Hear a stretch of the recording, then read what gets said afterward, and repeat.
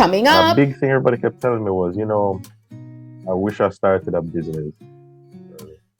People are retired or near retirement. I really wish I just took it upon myself and was my own boss.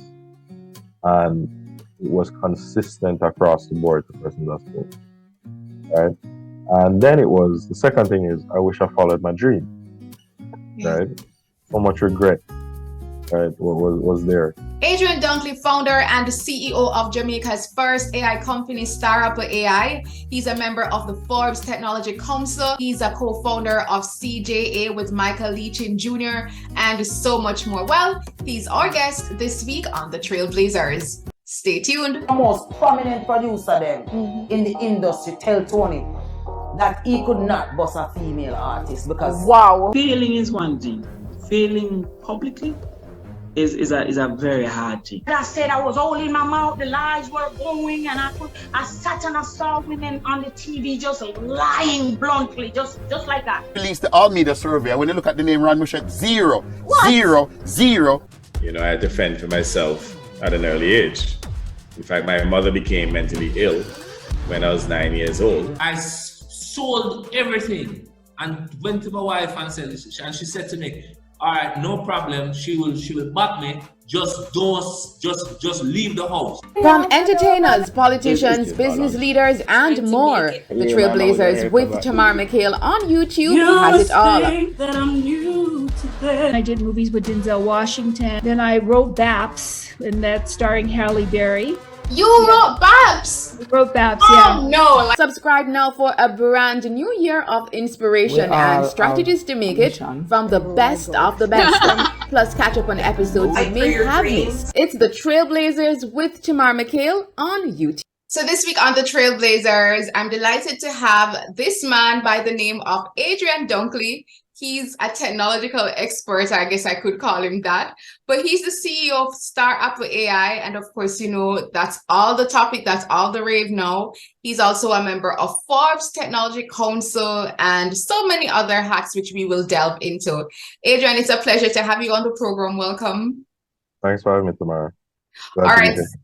Thank you. So as I mentioned in the preamble just now, that the discussion about AI, it's been all the rave nowadays. I mean, I've had discussions not only here on my YouTube platform, but also in my other profession as a television news anchor about AI. And I'm sure you must be delighted at the conversation that's happening, especially given your field. Yeah, definitely. So it's the biggest bit of vindication I could possibly get. Launching the first AI company in Jamaica, there's a lot of negative sentiments in regards to that, to put it lightly. So seeing all of the hype, which has a lot of value really behind it, I'm really excited for the space and what we can do for Jamaica. Wow. So that's interesting though, that you mentioned that your company, Starapple AI, is the first AI company in Jamaica. When did you start, and why, as you mentioned, that you decided to start your company, especially you noted there was negativity at first? Yeah, Tamara. So we launched 2019, right as the pandemic took up. So I like to say it was perfect timing.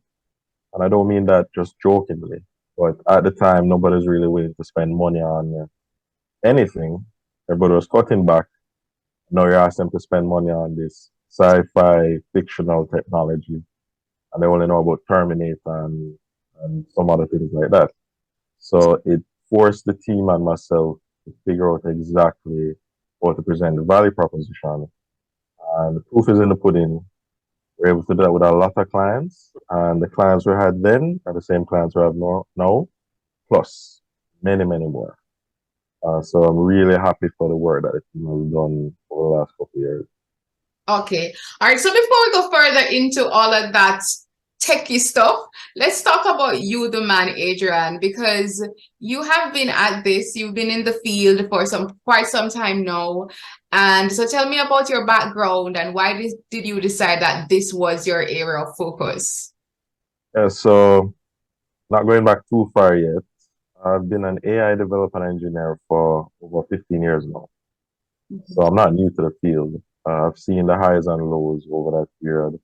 I've seen the hype storms and then points where people are just rejecting it, and periods where it's just going to take over the world and we need to stop it in that type of hysteria as well. But before that, my interest laid in science, so physics, biology, chemistry. And the kid would go to the pharmacy and try and get a physics or a chemistry kit to work on instead of trying to buy a toy or something.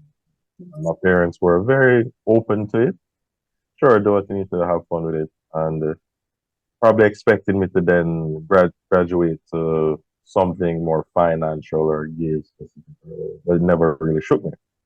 The value I had was my grandmother, who was an educator for most of her life, right?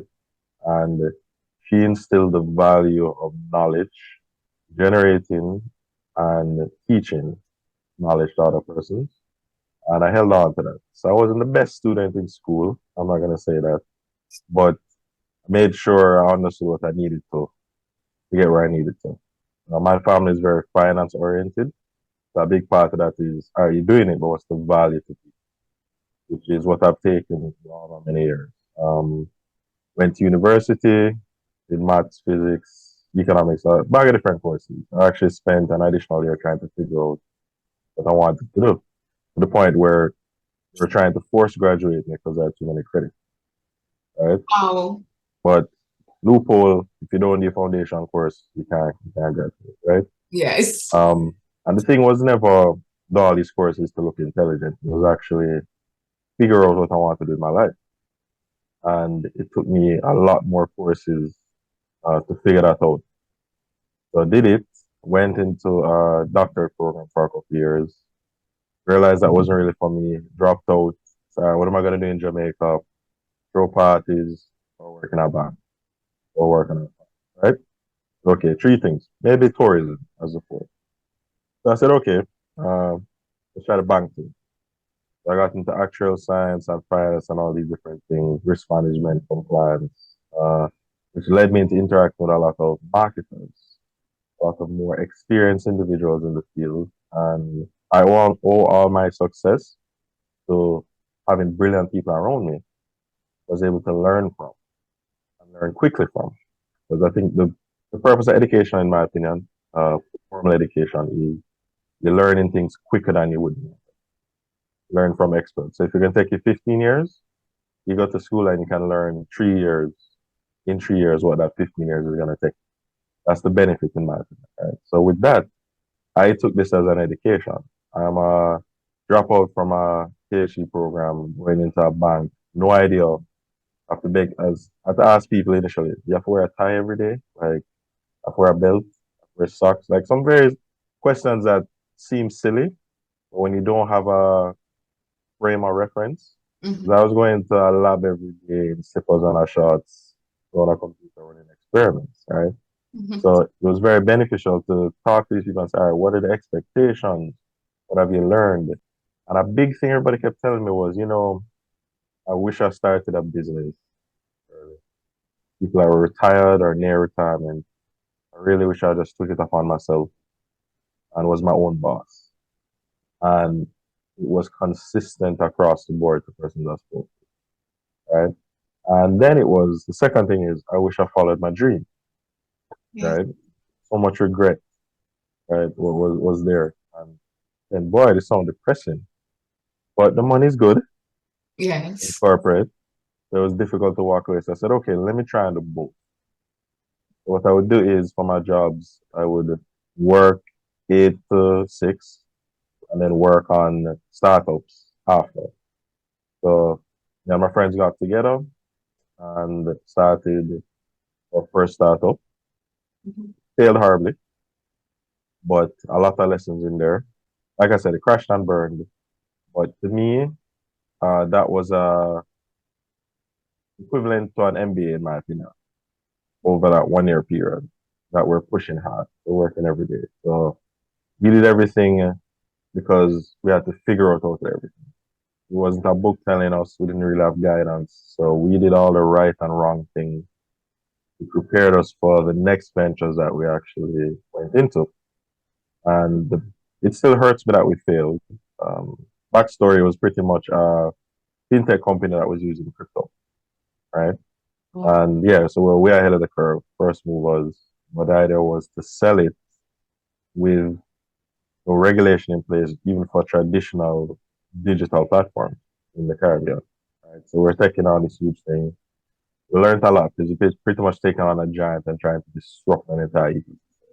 There's a lot of value there. We did get an investment offer. From another story why we didn't take the offer, but we'll call them up and say, boy, you know, we messed up a bit, didn't we? Like, yeah, we messed up. Yeah, it's been over a decade. So after that, I said, all right, no excuse to stop. One failure. Failure is temporary. If you accept failure, that's when it becomes failure, right? So let's try again. Let's try something different. Let's find new people, different approach, different product, getting different things. So all the while I was still in corporate entities, moving up the corporate ladder, held executive positions, C-suite, went on some boards, and then tried to get involved in the community and helping others as well. Because again, grandmother, you know, you have to give back knowledge and value. And you realize you get a lot from it. Maybe it's a bit selfish, but there's a lot of value in helping other person and experiencing through them stories of their lives. So may not have lived to even 40 yet, but speaking to person, you understand their journey and why they made certain decisions, and it helps you in your path. As far as we know, we only get one life. We want to optimize as much as possible.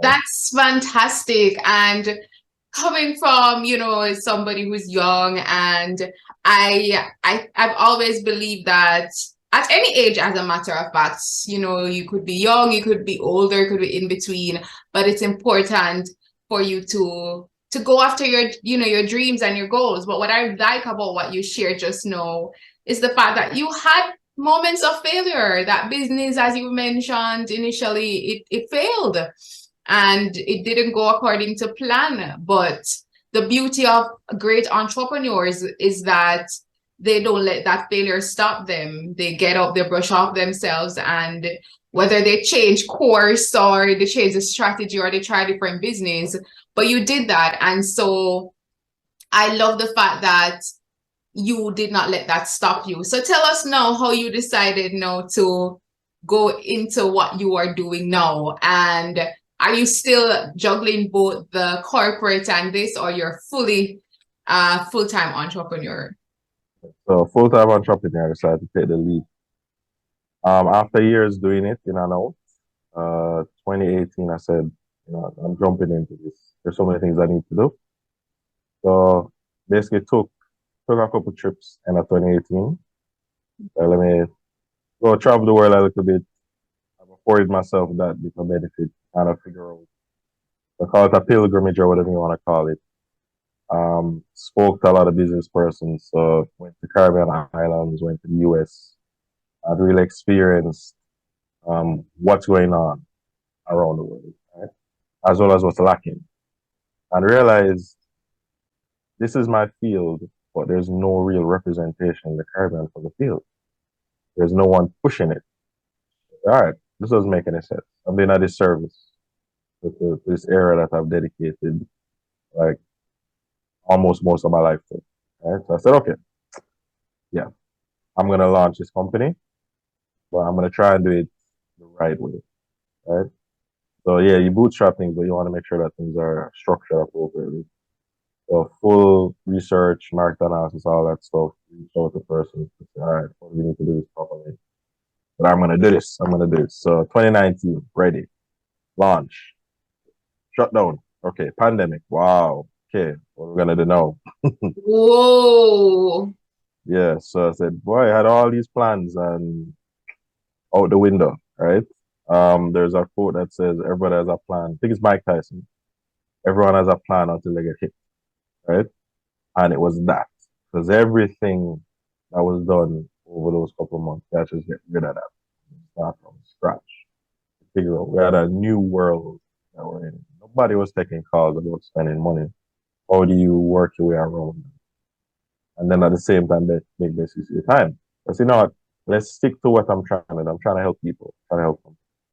So I launched a program called Sprout, and it was just free training for anybody who's interested in AI and data science. Teach you a lot of what I know. No degrees, no age restrictions. I don't know where you're from. I don't care where you're from. You just come in and I'll teach you practical things. Because what I was struggling with as a business, finding customers, people are struggling with as staff, trying to find jobs. I said, let me help them with this. So I just dedicated as much time and effort towards that. And went out and said, all right, you're a small business, you can't necessarily afford my service, but let's talk about how we can come up to a symbiotic relationship, right? And helping others ended up helping us. There's a lot of benefit. We got a lot of ROI from that. Not to say just to help, expecting something back. There's a lot of value in just going out there and trying to share, which is what you're doing as well. You're educating so many people and let them really understand what it is to be their own person and achieve so many things. So thank you on behalf of Yeah, thank you. I appreciate that. But on a serious note though, I mean, so here you are, you've now gone into your full time into this thing. You're on your journey, on your path, and then something major as the pandemic happens, another roadblock. It's like the Jamaican saying that says, man a plan and got a wife, you know? And so how have you been able to navigate all of these roadblocks? Because the truth is, roadblocks and unexpected things that happen are really a part of life. But the thing is, you do have people that these things will happen and that will deter them, and they'll be like, you know what, this is not working out. I'm just going to give up. But you reacted differently. You pushed through nonetheless. So why did you decide to push through and to keep on moving forward? Glutton for punishment, maybe? No. But my family taught me don't give up. So they're fine with you doing something and failing. They're more upset if you gave up. It has to be you've expended all possible options and you're on the ground and there's nothing else. Right? But even at that point, the next step is ask somebody for help. I think a lot of entrepreneurs forget to ask people for help. Maybe you're afraid of somebody stealing the idea, or you feel like you're less of a person because you need help. But just ask for help. I could not have reached to my point in corporate, in startups, without asking people for help. Right? So we're known for having egos, because we kind of do, because you go into people saying that we're going to change the world, because we have something on a piece of a napkin that says we're going to change the world without. But at the same time, the humility is going to people saying we need you to be a part of this amazing thing that we're doing to make the world even better. Yeah. And then you're asking why? Why am I in AI? Why am I in data science? Right? The lack of resources in Jamaica, that's why. So when I was doing my research degree, I didn't have funding. So I couldn't afford all of the apparatus and the computer programs as my counterparts in different countries. So how do you get around that? Technology. Technology is and supposed to be the ultimate equalizer. It allows you to do way more with way less. So I got into AI specifically because of that. It was cheaper and it allowed me to do things that they were doing and do it quickly as well. So I could get maximum turnaround, maximum ROI of my time. We're just translating that into these companies that own it. And helping people, helping companies is really what we're looking for. Okay.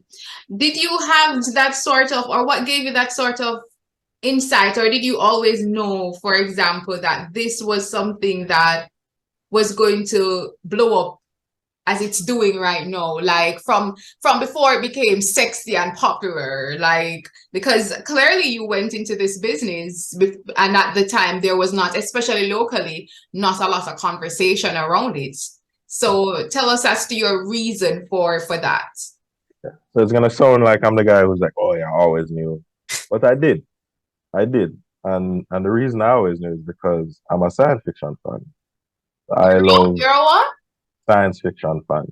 Oh, a sci-fi nerd, if you want to call it that. okay. So Star Trek, I'm a Trekkie, Stargate, everything with stars in it. Which Like young is one of Sheldon. the reasons. Like young Sheldon. From a young age, I wanted to be an engineer, but not like the engineer you say. Like on Star Trek, there's a character, like the only black character now. He's the engineer of the spaceship, Geordi LaForge, right? I want to be that type of engineer. I want to build warp drives and levitation machines and all of these things. Yeah, so a big component of science fiction is artificial intelligence from the get-go, from even the earliest stories, because I guess we have this fascination with creating machines that can think like us. It always ends up with them coming after us, but Yeah. I'm more optimistic than that. I think that's just us reflecting ourselves on them, right? But that to me was always like, this is where we need to go. This is the future. Because I was surrounded by these stories of it being the future, right? So I knew it would be where it is. In fact, it's not even anywhere near where I know it will be. We're just a lot more accepting because it's now pushed into pop culture, right? With the general zeitgeist of what's going on, right? But there's so much more that it can do. There's so much bad that it can do as well, which is one reason why we need Starapple AI, Jamaica's first AI company, supported. Because you've used ChatGPT, were you supported? Were you involved in the development of it? No, I wasn't either. It was developed by people in another country, with a very specific demographic, right? A very specific socioeconomic background. And we're using this model that is learning from basically what they told it to learn. So they chose how to teach it. They chose the data to use for it. They chose how to put guardrails in place to make sure it doesn't do bad things. They even defined what bad is for it, right? So having this one to five companies decide how we use a tool or the tools that we can use, and the tool is really teaching us how to think, right? It's dangerous. It doesn't matter if they're trying to do it for any negative purposes. We need a seat at the table. We need to be involved in the conversation. We need to build these things. And fortunately, we're in a place now where we can actually build them locally. So Really? we can. Yeah. So we've built a lot of our models are built locally with Caribbeans or diaspora. We don't have anyone on the team who's not of a non-Caribbean descent.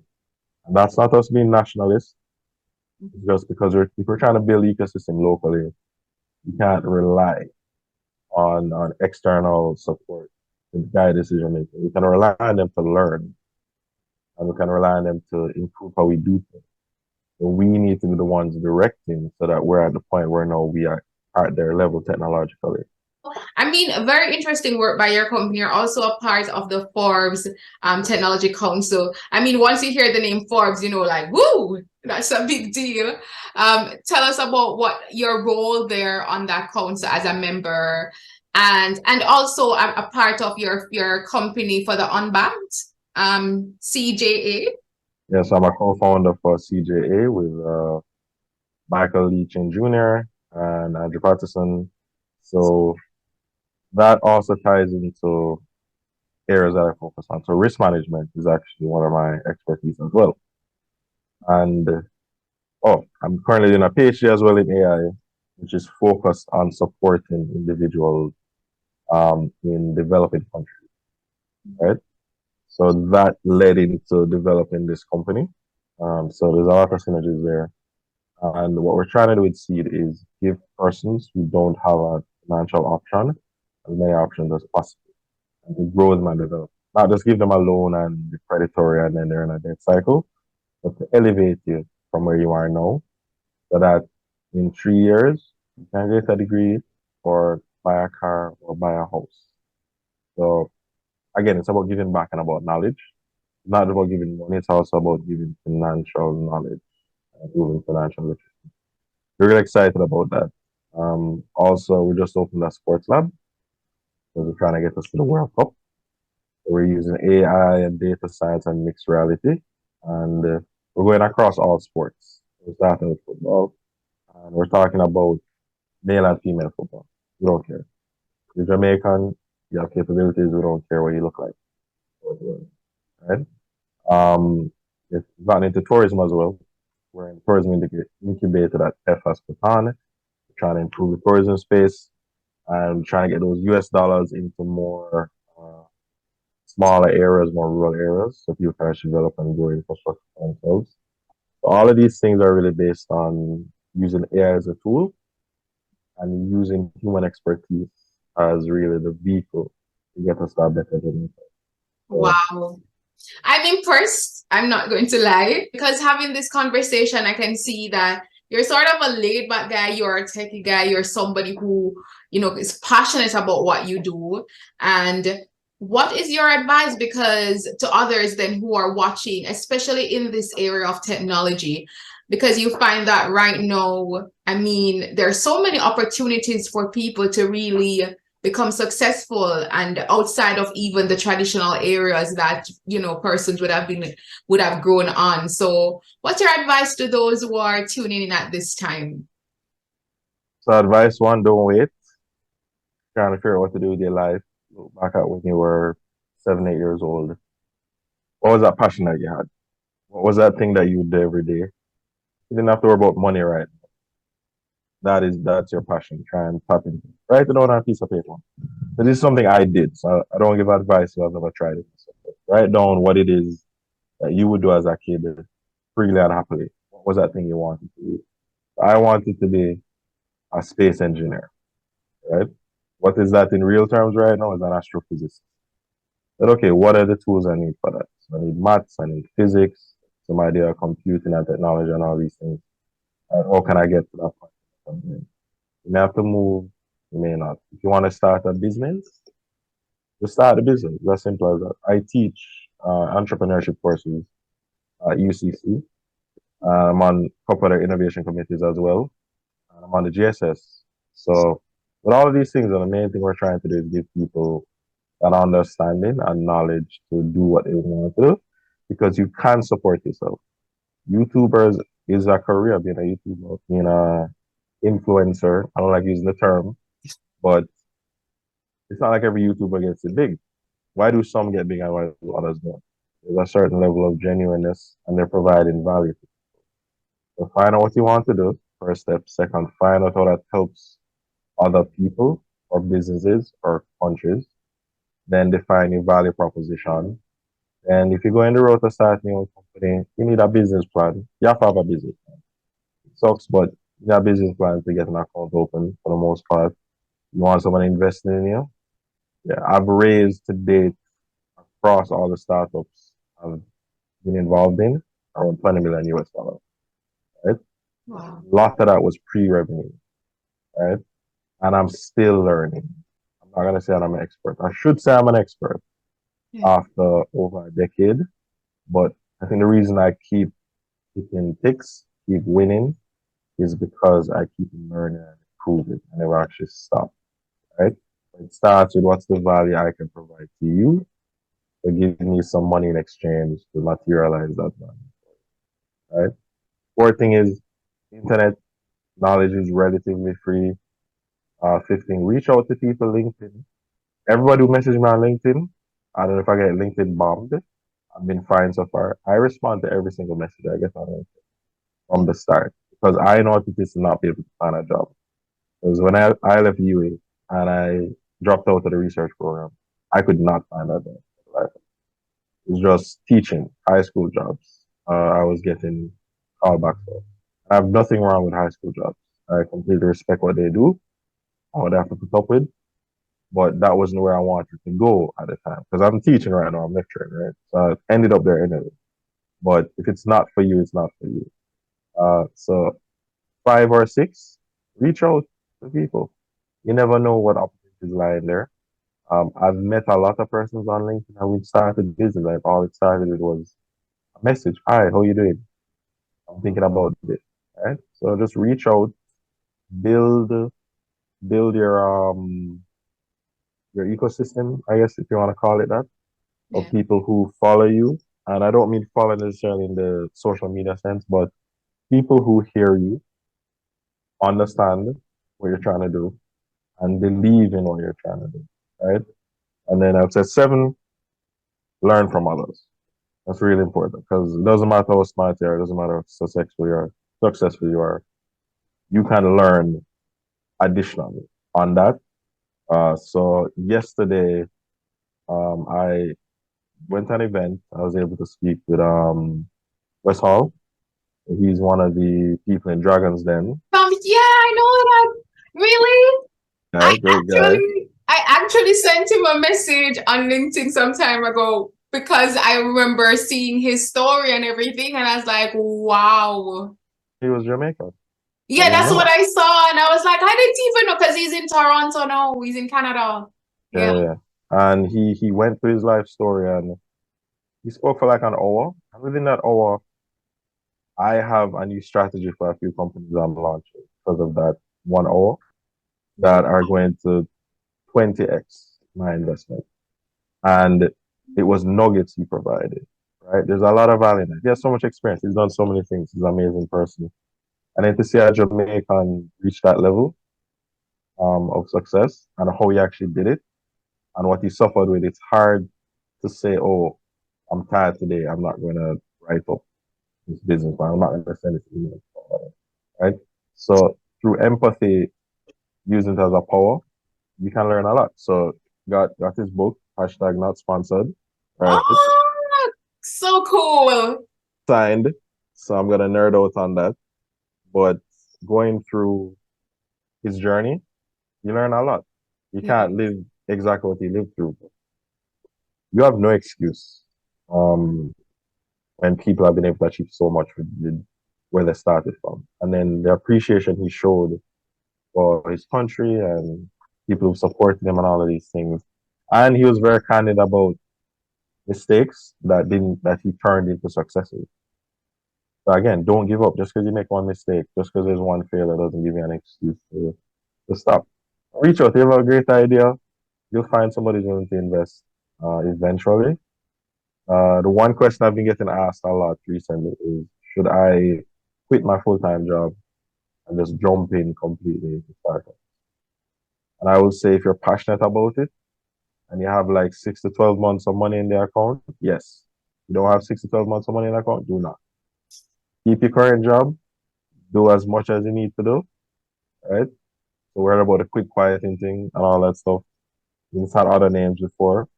Do what you need to do for your job and then spend your off-duty time working on your company and growing and developing it. And reach out. That's it. And that's an open invitation to anybody who's interested in learning and collaborating. Fantastic. By the way, tell us, we're going to wrap up, but how can we reach out? And I wanted to find out how you came up with the name Starapple, because Starapple is Jamaican fruit. I'm changing the narrative. Like a mean fruit. I'm changing the narrative for it. That's one of the goals that we have for the brand, which is in 5 years, that saying is going to disappear completely. You're going to have to like read about that in a book in a library. So we're trying to completely make it positive. So the reason is actually, and it actually ties into what Wes was saying, because he attributes a lot to his grandmother in the book and the success and what she's done. So parallel is, so when I was very young, right, my grandmother used to go to market, and it was really good. She take me to market. So whatever reason, maybe I was being a little competitive. She didn't take me to market 1 week, right? Stayed home, said okay. So she came back with this ugly, dark purple, black looking thing. And she says, here's an apple, because she always used to buy me water heat apple. I don't know. She did not buy me. So I thought it was a punishment. Give me this purple. She said, no, it's an apple. I don't want that. That's not. She gave me a knife. She's a teacher, she gave me a real knife. Not the little plastic knife you get in like Burger King or whatever. It's like a real knife, and so cut it open. So it stuck with me because it's the first time somebody kind of trusted me with an adult version of a tool, right? So I cut it open, and I see this star spiral on the inside, and it's crazy to me. What's going on? And I said, oh, you can eat it. I was like, eat it. And I ate it, and it was more something so tough and ugly looking, having so much beauty on the inside, and then realizing you really took it for granted. You didn't look deep enough or give it a chance, that it stuck with me for years. And the idea is, it doesn't matter what the problem is or who the person is, don't just look at them for face value. There's more than meets the eye. There's more value in an individual and a company and a person than you can see, which is what Starapple does.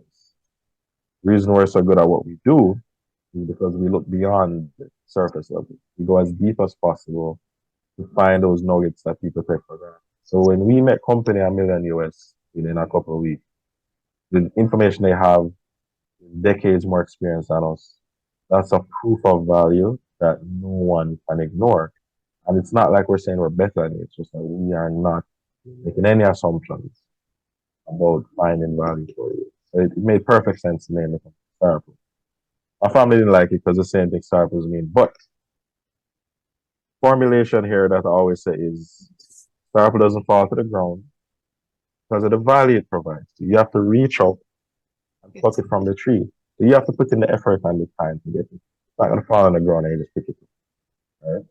It's about attaining heights. Right? The part about it right now that you will work on that. We'll figure out things for that one. But, I love it. Love it. Thank you so much, Adrian Dunkley. I thoroughly enjoyed this conversation. Thanks for the time. So I appreciate it. Thank you so much.